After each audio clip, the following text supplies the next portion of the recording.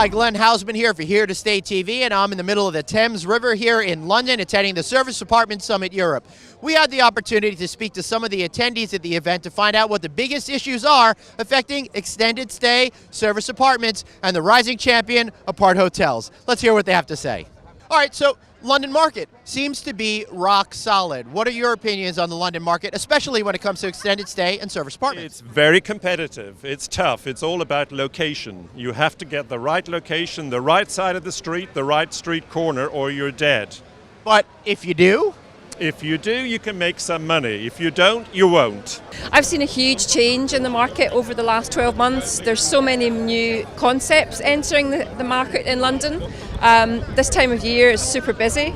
I'm trying to arrange some tours for next week, and most of our partners are already about 90-95% occupancy, which is great news. We see that there's a lot of internal demand coming from UK people traveling to London, but we see less and less people from Europe traveling into London, which gives us a feeling, okay, is that the right place for Yates at this moment? I think it's expanding quite a lot. Obviously, you can see the massive growth in service departments in apart hotel sector.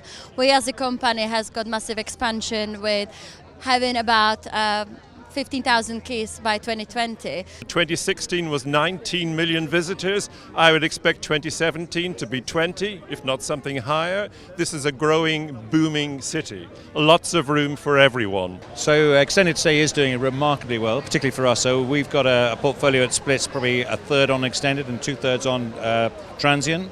Our extended is doing spot on. It's really encompassing that whole corporate piece, the relocation end of it. So our occupancies are record-breaking at the minute. So yeah, we're enjoying that part. Extended stay is a really old sector here in the UK, but it's only just now reaching sort of credibility now. You can ask the guy on the street if you can think of a service department company, and they'll probably tell you Airbnb. But as we all know, that's an online travel agency. So I think that Airbnb has been a really, really good thing. It's brought awareness of this niche sector to everybody now. So excellent. It's doing fantastically well here. Generally, it's very positive, but we have a few challenges, including the uncertainty around Brexit, the price of real estate, so there's a lot of competition for sites, and finding the right product mix for that particular site. Those would be the main three challenges, I would say. But in general, the picture is very, very positive. What do you think are the biggest challenges on the horizon for the next year?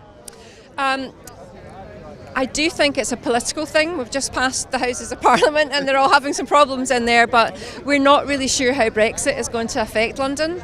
And I think if it does and people move away, large industries move away from London, I could see there being an oversupply of product in London, but we just don't know what's going to happen. So I see that as one of the sort of biggest unknowns that we have as an industry. On a global basis, it will remain for the upcoming years legal issues. Service apartments are really getting into a mature market. From the point of where we're going with that whole Brexit thing, I think there's a lot more uncertainty. That can only probably get worse, rather before it actually starts getting better. I think the challenges will be to be able to differentiate your product and also for that brand to punch through. And I think that will really happen when you're backed by the investors.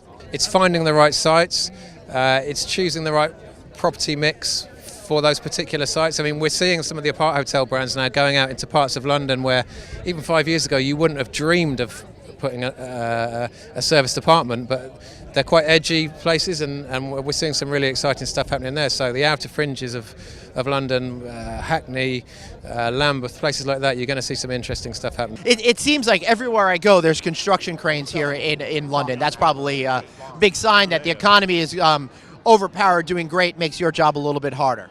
Correct. So I spend my time looking for property, and there are ups and downs, there are cycles. It's not quite clear where the current cycle is going because we've got all the Brexit nonsense going on. One trend that I'm seeing that's really seems to be popping out of nowhere, a year ago no one was talking about it, the apart hotel. How do you feel about that trend? It is the future. It's a fashion. Yeah. There you go. It's in fashion, it's the future.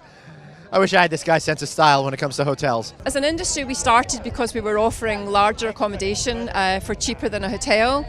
But I think now we're finding some of our guests, while they love to cook in their apartment too, they also want to have food and beverage downstairs. They want to have a more personal interaction with someone on the front desk. I think it's the utilization of the space. It's some really creative ideas. I think it's the fact that it's really appealing to a lot of markets. It's a corporate entity, it's a leisure entity, and some of it's actually in really, really great locations. And it's affordable, so why not? And that's why this apart hotel model is becoming increasingly attractive.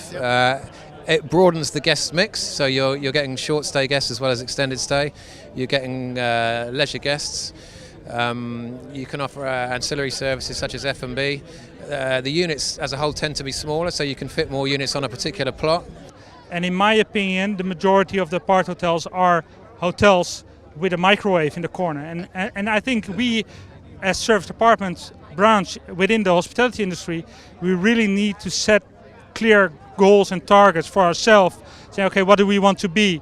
Do we want to make the quick money from an institutional perspective, or what banks demands from us, or do we really want to create a really nice and cool product in the market? So I think we have to stick to what a serviced apartment is all about, and that is a place to stay with friends and family for a little bit longer. And in my opinion, that's definitely not a hotel room of 20 square meters or so with a microwave in the corner tucked away. I think, like the apart hotel sector, it gives people confidence that they're booking into something that is secure. Extended stay is great for extended stay for 30 or 60 days. But if you're staying for 3 nights or 7 nights, what you really want to know is that the building is a secure licensed property. And the thing that we have in the UK here is the majority of extended stay properties are not licensed. All right, last question for you. What's the most popular item cooked in the rooms? Beans on toast. All right, there you have it. Wow, that was some really interesting stuff. I hope you learned as much as I did. This is Glenn Haussman for Here to Stay TV. Thanks for watching.